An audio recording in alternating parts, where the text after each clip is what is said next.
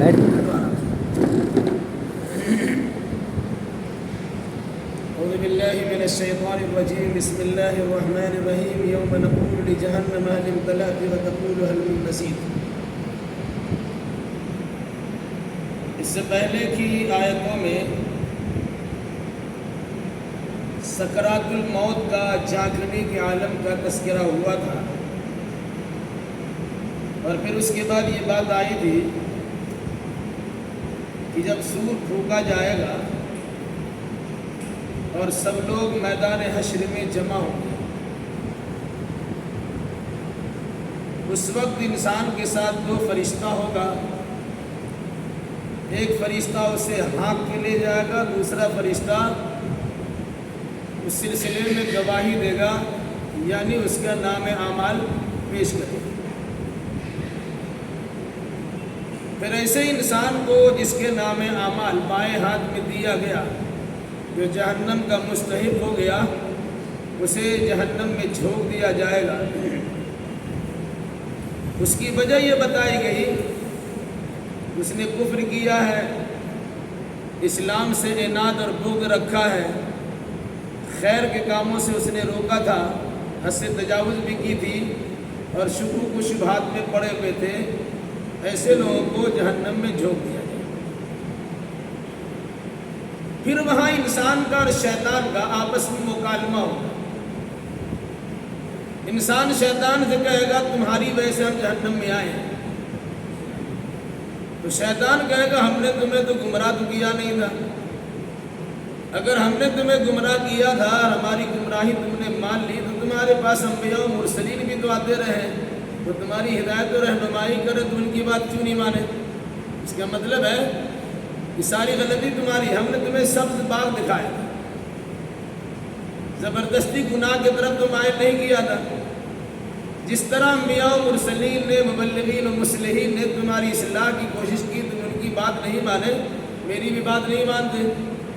اگر تم میری بات مان کر جہنم میں آئے ہو تو اس کا مطلب یہ ہے کہ تم نے اپنی نفسانیت کے مطابق عمل کیا ہے، جو تم کو اچھا لگا وہ کیا، اس کے نتیجے میں جہنم میں جب اللہ کہتا ہے کہ اللہ تبارک و تعالیٰ کہے گا لا تختصموا لدی وقد قدمت الیکم بالبینۃ، میرے سامنے جھگڑوں میں، معاملہ تمہارے جھگڑنے کا ختم، تمہارے گمراہ کرنے سے ہوا یا خود گمراہ ہو گیا، تم دونوں جہنم۔ آگے کی آیتوں میں جہنم سے متعلق بڑی خاص بات اسے یاد رکھیے۔ جہنم اللہ تبارک و تعالیٰ کی ایک مخلوق ہے، جس طرح جنت اللہ کی مخلوق ہے۔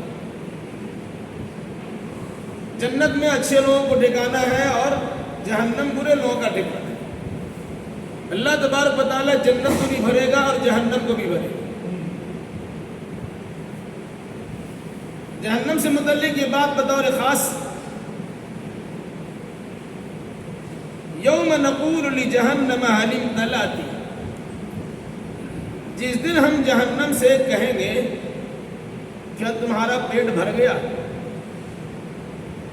وتقول هل من مزید، جہنم کہے گی پیٹ تو بھر گیا، کچھ ہے تو لے آئیے۔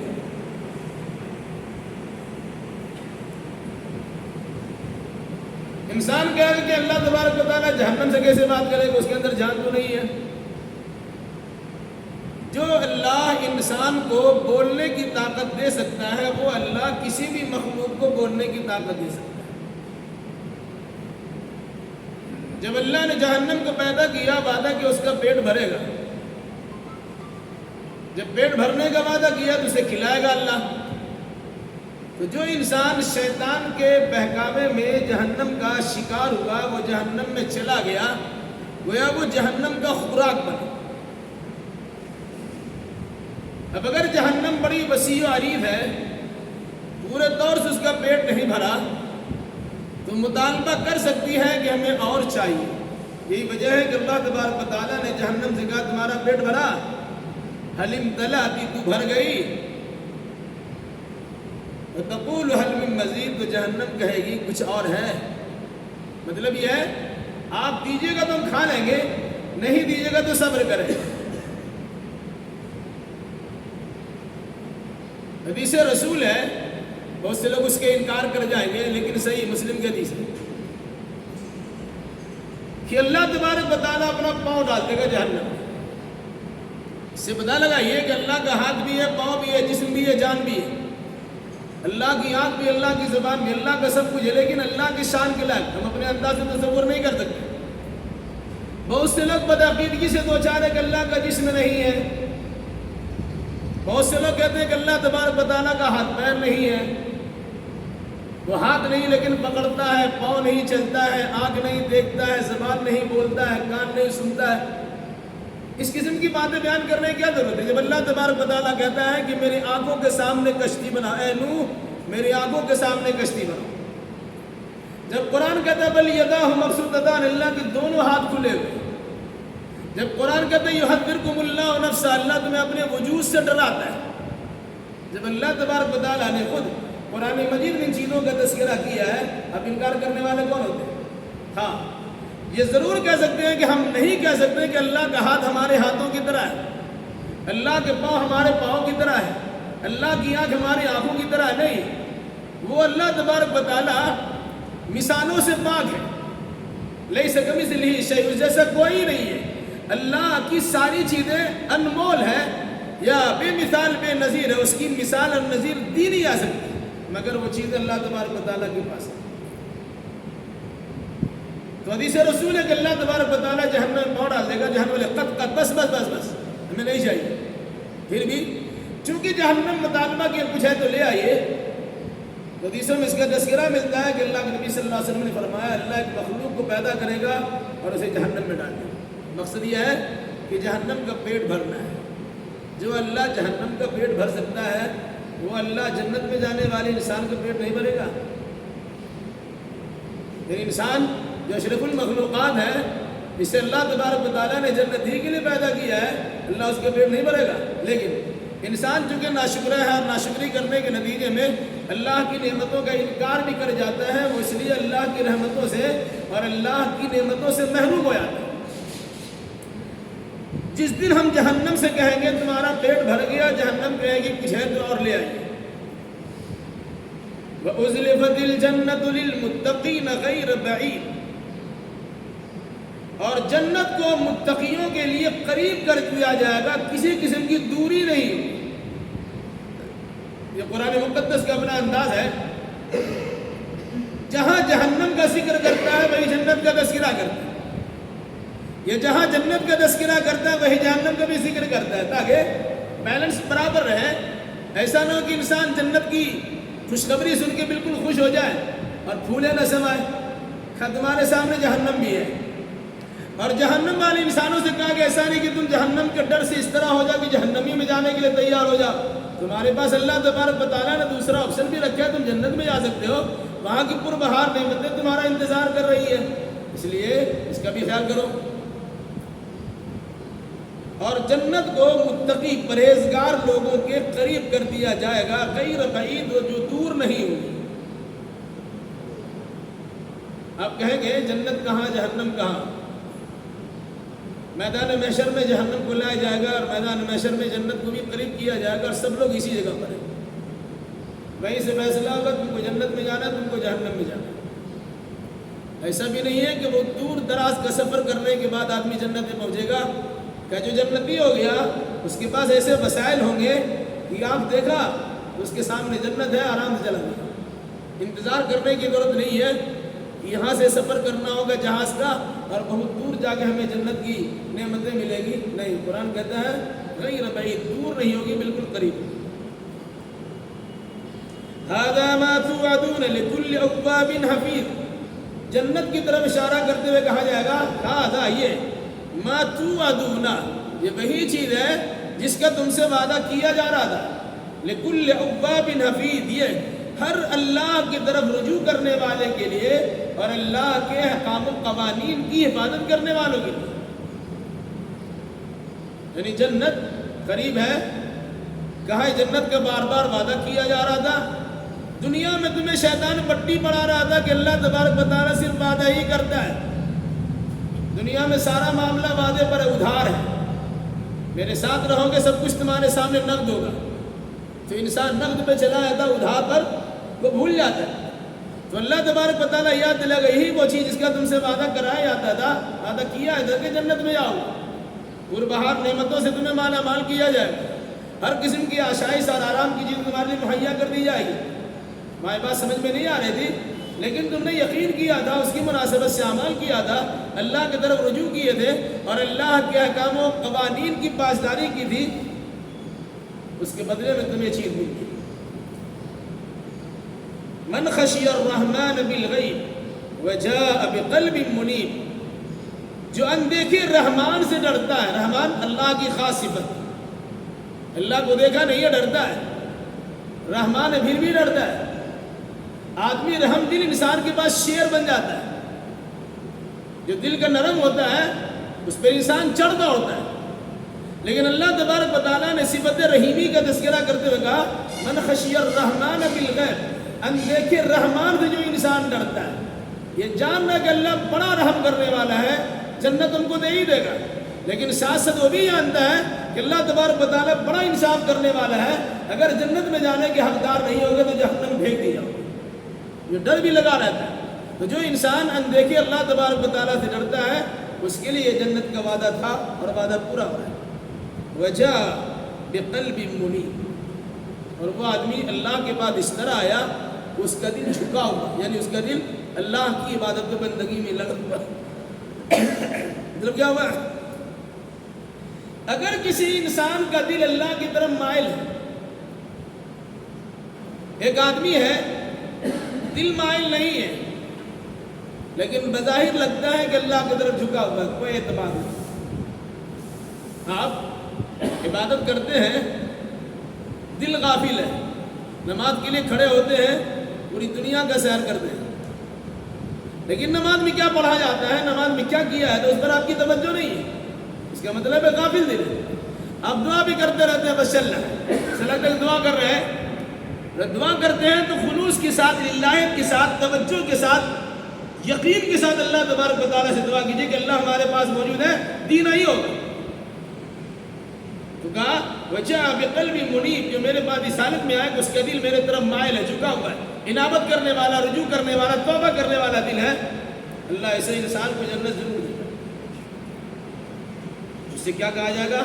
جنت کے پاس کھڑے ہیں، جنت قریب ہے، ادخلوها بسلام، سلامتی کے ساتھ جنت میں داخل ہو، یہاں کوئی تکلیف نہیں ہے۔ جو تکلیف کا معاملہ تھا دنیا میں تھا، میدان محشر تک وقتی تکلیف رہی، حساب کتاب ہو گیا، اب سلامتی کا پروانہ تمہیں مل رہا ہے اور پورے طور سے سلامتی کے ساتھ جنت میں داخل ہو جاؤ۔ اور یہ مجدہ اور خوشخبری بھی سن لو، ذالک یوم الوعید، یہ ہمیشہ کا دن ہے، یعنی ایسا دن تمہارا ہمیشہ رہے گا۔ اب سلامتی کے جنت میں داخل ہو گئے تو ہمیشہ سلامتی ہی کے ساتھ رہو گے، وہاں کسی قسم کا غضب، کسی قسم کی تکلیف، کسی قسم کا ضرر، کسی قسم کا نقصان تمہیں پہنچے گا نہیں، اب آرام سے یہاں۔ لَهُمْ مَا يَشَاءُونَ فِيهَا وَلَدَيْنَا مَزِيدٌ، ان لوگوں کے لیے جو جنتی ہے وہاں یہ جنت میں ما یشاؤون، جو چاہیں گے، جو چاہیں گے حاضر ہے۔ ابھی جہاز اڑنا ہے حاضر ہے، ابھی کھیتی باڑی کرنا وہ بھی حاضر ہے، کوئی کام کرنے کا ارادہ کیا وہ حاضر ہے، کہیں جانا ہے، ملاقات کرنا ہے، کسی کا دیدار کرنا ہے، سب معاملہ تیار۔ لہم ما یشاؤون، کھانے پینے کی جتنی چیزیں ہوں گی، جتنی اشتہا کریں گے، خواہش کریں گے، چاہت ہوگی، ساری چیزیں مہیا ہیں۔ بلکہ قرآن کہتا ہے وَلَدَيْنَا مَزِيدٌ، ہمارے پاس تو اور بھی زیادہ کچھ ہے، انسان کی جو چاہت بھی نہیں ہوگی اس سے بھی زیادہ ہم دینے کے لیے تیار ہیں۔ انسان محدود سوچتا ہے، اللہ لامحدود دیتا ہے۔ یہ بات مسلم کی تفسیر کی ہے، ہمارے پاس اور مزید، اس کا مطلب یہ ہے کہ میں تم سے راضی ہوئی رضا مندی کا اظہار بھی کر دیتا ہوں۔ میں نے تمہیں جنت میں رکھا ہے، یہ نعمتیں تمہیں عطا کی ہے، اب تمہیں اپنی رضا مندی کی دولت بھی ادا کر دیتا ہوں۔ والدین مزید، ہمارے پاس ان کی چاہت سے اور بھی زیادہ چیز ہے۔ جنت و جہنم کا ہلکا تذکرہ کرنے کے بعد اہل مکہ، مشرکین مکہ اور قیامت تک کے انسانوں کو متنبہ کیا جاتا ہے۔ وَكَمْ أَهْلَكْنَا قَبْلَهُمْ مِنْ قَرْنٍ هُمْ أَشَدُّ مِنْهُمْ بَطْشًا فَنَقَّبُوا فِي الْبِلَادِ هَلْ مِنْ مَحِيصٍ، ان سے پہلے کتنی قوموں کو ہم ہلاک کر چکے ہیں، ہم اشد منہم بطشا، جو طاقت و قوت میں اس سے کہیں زیادہ تھے. فنقبوا فی البلاد، انہوں نے شہروں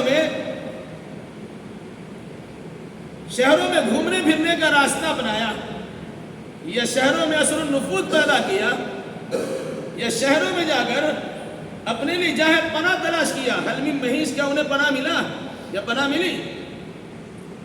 بتانا مقصد یہ تھا، اہل مکہ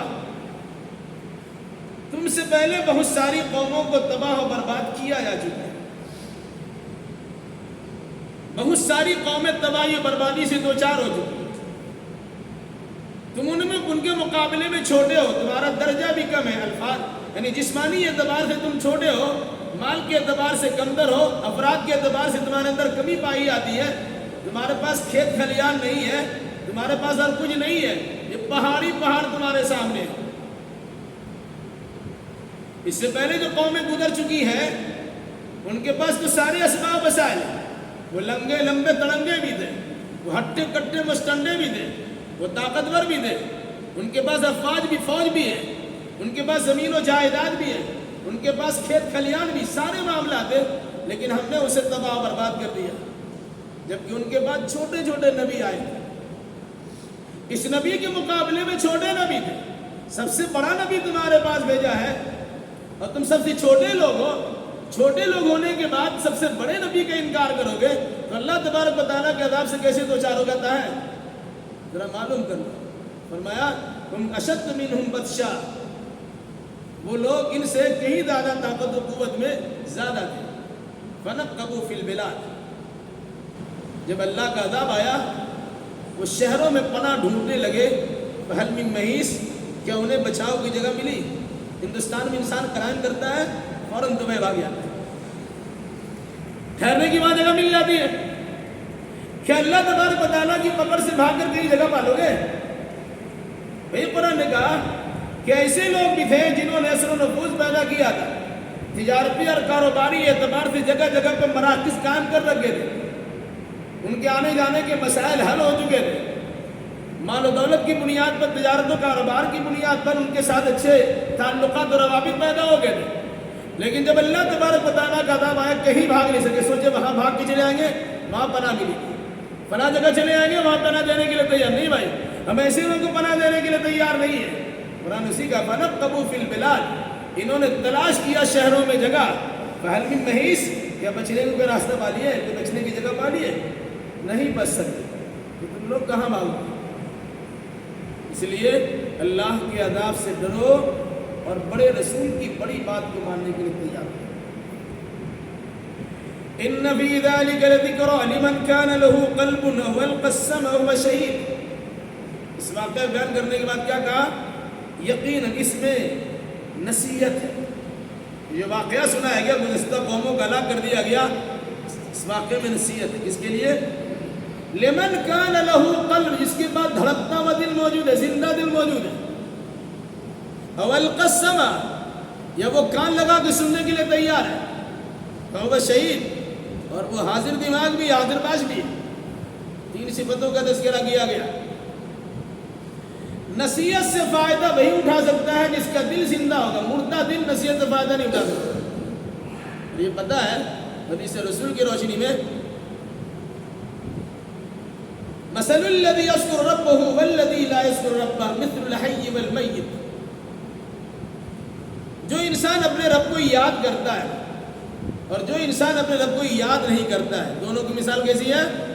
مثل الحی والمیت، مردہ اور زندہ جیسی مثال. اللہ کو یاد کرنے والا مردہ نہیں ہے، زندہ ہے. اور جو اللہ کو یاد کرتا نہیں ہے وہ زندہ نہیں، وہ مردہ ہے. یاد کرنے والا زندہ ہے، یاد نہیں کرنے والا مردہ ہے. کہا جس کا دل زندہ ہے وہ ایسے واقعات کو سننے کے بعد اس کا دل مچلتا ہے اور مائل ہوتا ہے کہ ہم کو بھی ایسی چیزوں سے پرہیز کرنا ہے اور اللہ کی طرف رغبت کرنا ہے. اول قسمہ، یا اگر وہ خود سے دیکھ نہیں سکا تو کم سے کم کان سے کسی نصیحت کو سنتا ہے تو کان لگاتا ہے. نصیحت کرنے والے انسان کی طرف کان لگاتا ہے، اس سے سنتا ہے. اور سننے ہی پر اکتفا نہیں، قرآن کہتا ہے وہ شہید، وہ حاضر بھی رہتا ہے. ورنہ بے شمار لوگ سنتے تو ضرور ہیں، کان ان کا لگا ہوا ہے لیکن دماغ کہیں اور کام کر رہا ہے، دل کسی اور سے جڑا ہوتا ہے.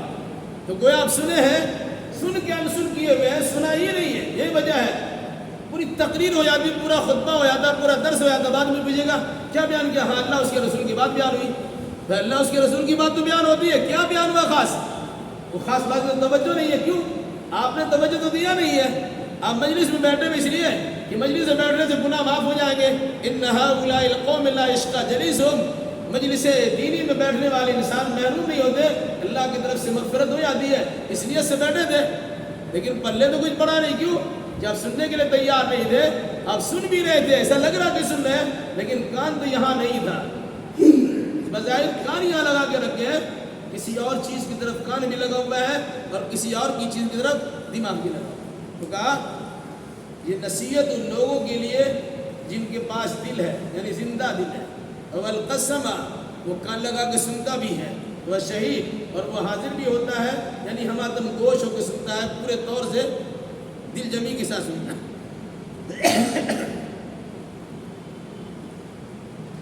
وَلَقَدْ خَلَقْنَا السَّمَاوَاتِ وَالْأَرْضَ وَمَا بَيْنَهُمَا فِي سِتَّةِ أَيَّامٍ وَمَا مَسَّنَا مِن لُّغُوبٍ. اور ہم نے آسمانوں کو اور زمین کو اور ان دونوں کے درمیان کی چیزوں کو صرف 6 دنوں میں پیدا کیا. وَمَا مَسَّنَا مِن لُّغُوبٍ، اور ہمیں کوئی تکان بھی محسوس نہیں. چھوٹا موٹا آدمی کام کرتا ہے، تھک جاتا ہے.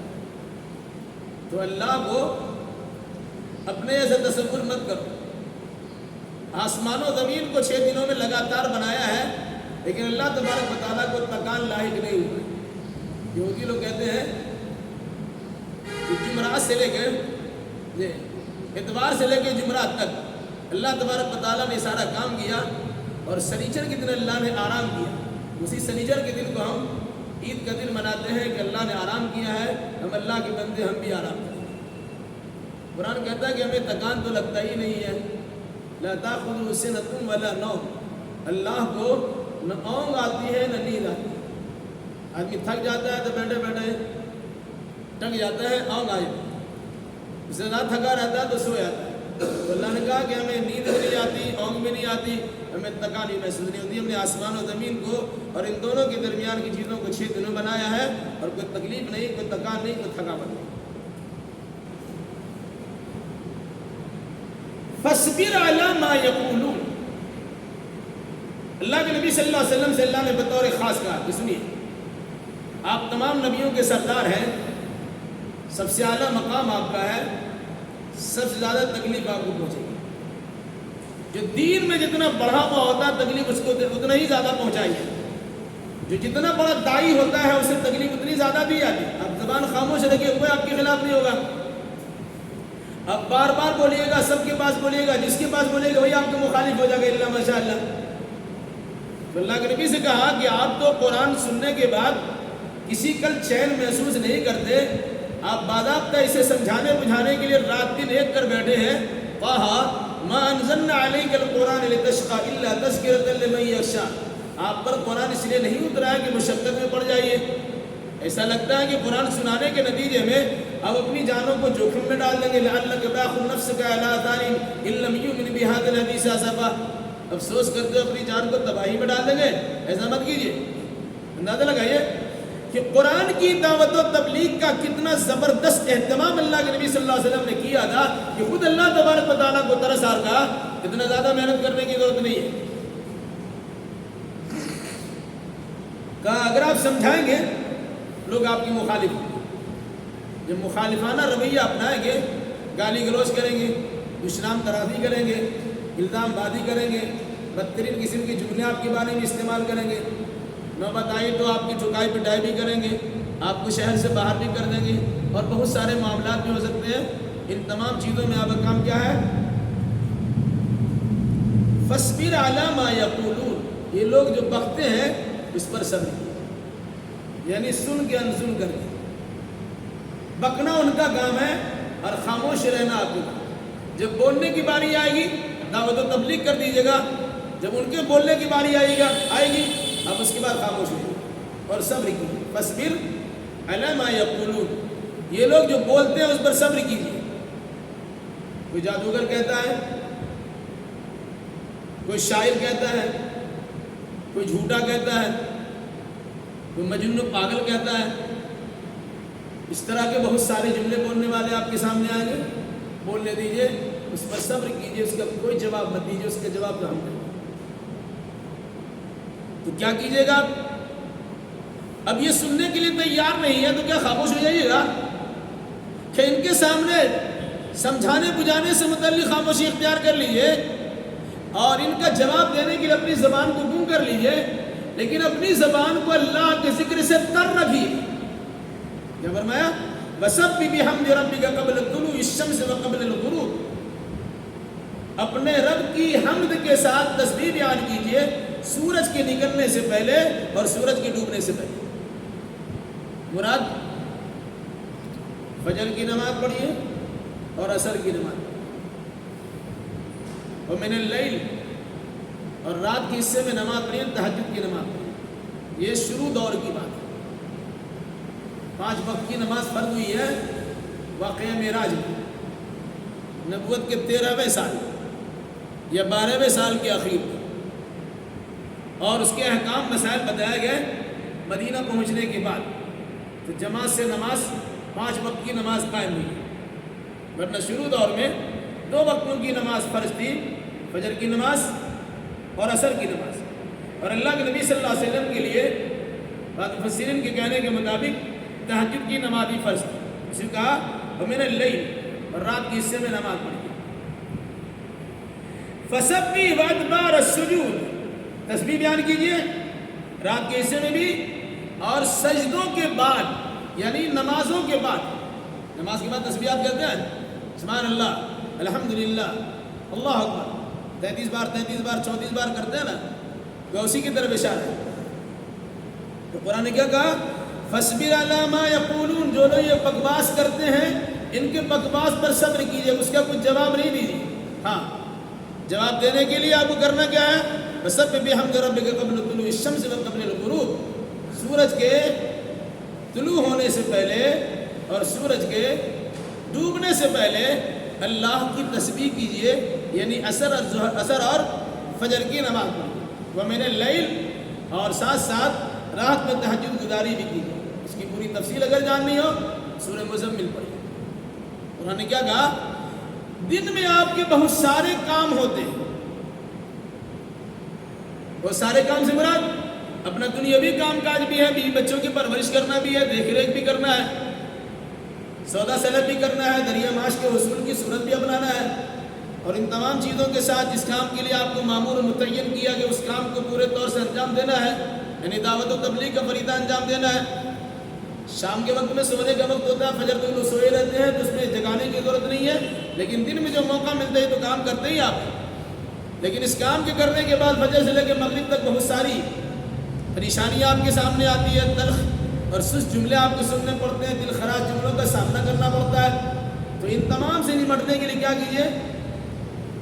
قم اللیل الا قلیلا نصفه انقص منه قلیلا او زد علیہ ورتل القرآن ترتیلا انا سنلقی علیک قولا ثقیلا. پوری مزمل سورہ پڑھ جائے تو پتہ چلے گا کہ اللہ تبارک و تعالیٰ نے اللہ کے نبی صلی اللہ علیہ وسلم کو سکون حاصل کرنے کا ذریعہ کیا بتایا کہ دن میں لوگوں کے ساتھ الجھتے ہیں یا لوگ آپ سے الجھتے ہیں، ان کا کوئی جواب مت دیجیے.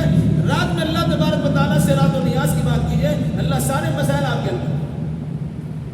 تمام انبیاء مرسلین کی تاریخ کو پڑھ جائیے، پورے علاقے کے لوگوں کا مقابلہ اکیلا کیا ہے اور اللہ تبارک و تعالیٰ نے ہر دور میں نبیوں کو غالب رکھا اور دشمنوں کو مغلوب کر دیا. یہ تعلیم آپ کے لیے بھی ہے کہ جو انسان دعوت و تبلیغ کا فریضہ انجام دیتا ہے اس کی بڑی مخالفت ہوتی ہے اور ہوتی رہے گی، اور جو انسان خلوص للہ کے ساتھ ایسا کام کرتا رہے گا دنیا اس کا کچھ بگاڑ نہیں سکتی. اس کا جواب دینے کے اللہ تبارک و تعالیٰ خود تیار ہے. تو فرمایا ان کی باتوں پہ صبر کیجیے اور سورج کے طلوع ہونے سے پہلے اور سورج کے غروب ہونے سے پہلے اپنے رب کی حمد کے ساتھ تسبیح بیان کیجیے. سبحان اللہ و بحمدہ، حمد بھی ہے تسبیح بھی ہے. اللہ کی پاکی بیان کیجیے اور اللہ کی تعریف کیجیے. اللہ نے جو نعمتیں عطا کی اس پر شکریہ ادا کیجیے. کائنات کی استجا اس پر اللہ کی تعریف کیجیے. اللہ تمام عیبوں سے پاک، اس کی بزرگی بڑائی بیان کیجئے، عیبوں سے پاکی بیان کیجئے۔ وَمِنَ اللَّيْلِ، رات کے حصے بھی اللہ کی تسبیح بیان کیجئے، یعنی تہجد پڑھیے۔ فَسَبِّحُوا وَأَدْبَارَ السُّجُودِ، اور سجدوں کے بعد، مراد نمازوں کے بعد ہی تسبیح بیان کیجئے۔ فرض نماز کے بعد آپ پڑھتے ہیں تسبیحات، اس کی طرف اشارہ کیا اور کہا سنیے وَاسْتَمِعْ يَوْمَ يُنَادِ الْمُنَادِ مِن مَّكَانٍ قَرِيبٍ، اور غور سے سنیے، جس دن پکارنے والا پکارے گا بالکل ہی قریب کی جگہ سے۔ نظر لگائیے، پوری دنیا کتنا لمبا چوڑا ہے بتائیے۔ ایک فرشتہ سور میں بھونکے گا، سائرن بجائے گا، بگل بجائے گا، پوری دنیا کے انسان اسی طرح بات سنے گا جیسا اس کے سامنے بات ہوگی۔ یہ بات شروع دور میں سمجھ میں نہیں آتی تھی، ایسا کیسے ہو سکتا، ماننا پڑے گا، اللہ نے کہا تو ماننا ہی ہوگا۔ آج یہ چیز آپ کے لیے آسان ہے، گھر بیٹھے ہوئے ہیں، کہیں آپ کو ریڈیو سنائی جاتی ہے، BBC لندن کی خبر آپ کو پہنچائی جا رہی ہے، گھر بیٹھے سنتا ہے نا، سننے میں کوئی خامی تو نہیں دکھائی دیتی، پورے طور سے آپ سنتے ہیں۔ دنیا کی کسی خطے سے خبر پہنچائی جا رہی ہے، آپ گھر بیٹھے ہوئے آرام سے سن رہے ہوتے ہیں۔ بندہ یہ کوشش کر کے دنیا والوں کے قریب پہنچ سکتا ہے، بندہ کا خالق کیا ایسا نہیں کر سکتا؟ قرآن نے کہا مستمع، اے نبی غور سے سنیے، یوم ینادی المنادی من مکان قریب، جس دن پکارنے والا بالکل قریب سے پکارے گا، ایک ہی پکارنے والا ہوگا، وہی ندا دے گا، مرنے کے بعد دوبارہ سب کو زندہ ہونا ہے، سور پھونکا جائے گا، سب بیدار ہو جائے گا، ایسا لگے گا کہ اسی کے کان میں آواز پہنچائے گی، اسی کے پاس پہنچا ہوا آدمی ہے اور اسے جگا رہا ہے۔ یوم یسمعون الصیحۃ بالحق، جس دن لوگ اس چیخ و پکار کو بالکل صحیح سن لیں گے۔ کون سا چیخ و پکار؟ جو سور پھونکا جائے گا، اس کی آواز ہر آدمی صحیح سنے گا۔ ذالک یوم الخروج، وہ دن ہوگا قبروں سے نکلنے کا۔ ایک مرتبہ سور پھونکا گیا، سب بے ہوش ہو گئے، مر گئے۔ ایک لمبی مدت کے بعد سور پھونکا جائے گا، سب لوگ ایک ساتھ جاگ جائیں گے۔ ایسا لگ رہا ہے کہ سب ایک ایک کر کے جگایا گیا، ایک ہی جگانے والا ہے، سور پھونکے گا اور پوری دنیا کے انسانوں کو جو قبر میں پڑا ہوا ہے، چاہے کہیں بھی پڑا ہوا ہو، اسے اس طرح جگایا جائے گا، ایسا لگتا ہے کہ اسی کو جگایا جائے گا۔ ذالک یوم الخروج، اور یہی نکلنے کا دن ہوگا، یعنی اس آواز کو سننے کے بعد سب قبر سے نکل پڑیں گے۔ کیسے؟ آگے اس کی تفصیل۔ انا نحن نحیی ونمیت والینا المصیر، ہم ہی ہیں جو زندہ کرتے ہیں اور ہم ہی ہیں جو موت دیتے ہیں، والینا المصیر، اور ہمارے پاس تم کو لوٹ کر آنا۔ اللہ پھر یاد دلایا، زندگی ہم نے دی ہے، موت بھی ہم بھی دیں گے، دوبارہ تمہیں اٹھائیں گے، ہمارے پاس لوٹ کے آؤ۔ صورت کیا ہوگی؟ یوم تشقق الارض عنہم سراعا ذالک حشر علینا یسیر، جس دن زمین اس کے اوپر سے پھٹ جائے اور لوگ نکل کے وہاں جلدی سے بھاگنے لگے، ذالک حشر علینا یسیر، یہ حشر کرنا، جمع کرنا ہمارے لیے بڑا آسان۔ فرشتے جب سور پھونکیں گے، سب بیدار ہو جائیں گے، وہ تو قبر کے اندر پڑے نکلے کہاں سے؟ تو اللہ تبارک و تعالیٰ جو زلزلہ پیدا کرے گا، زمین پھٹ جائے، اذا زلزلت الارض زلزالها واخرجت الارض اثقالها، زمین پھٹے گی اور زمین اپنے اندر کی بوجھ کو باہر کر دے گی۔ سارا خزینہ، سارا دفینہ وہاں پر موجود ہے، ان تمام کے ساتھ جو انسان دفن کیے گئے اسے بھی حاضر کر دیا جائے گا۔ اس نے فرمایا یوم تشقق الارض عنہم، جس دن ان کے لیے زمین پھٹ جائے گی، سراعا، یہ لوگ وہاں سے دوڑے ہوئے نکلیں گے کہ اللہ نے فرمایا الی نصب یوفضون، ایک خاص نشان کی طرف دوڑے ہوئے چلے جاتے ہیں۔ ذالک حشر علینا یسیر، یہ حشر کرنا، جمع کرنا ہمارے لیے بڑا آسان ہے۔ ایک انسان کو جگاتا ہے، ایک ایک کر کے جگانا پڑتا ہے، سب کو بلانا پڑتا ہے، آ جاؤ جمعہ خطبہ سن لو، درس میں آ جاؤ، فلاں جگہ پروگرام میں جمع ہو جاؤ، کتنے پاپڑ بیلنے پڑتے تب بھی لوگ جمع نہیں ہوتے ہیں۔ لیکن اللہ تبارک و تعالیٰ کی جانب سور پھونکا جائے گا اور کانوں میں ایسی تیز رفتار آواز جائے گی کہ انسان جا کے بغیر چارہ کار نہیں پائے گا اور ڈر کر کے ایک جنی بھاگے گا تو چلو وہیں ان کو شاید پناہ مل جائے، جو اللہ تبارک و تعالیٰ کا منشا و مراد تھا کہ ایک جگہ جمع کرنا، سب کو جمع کر دیا۔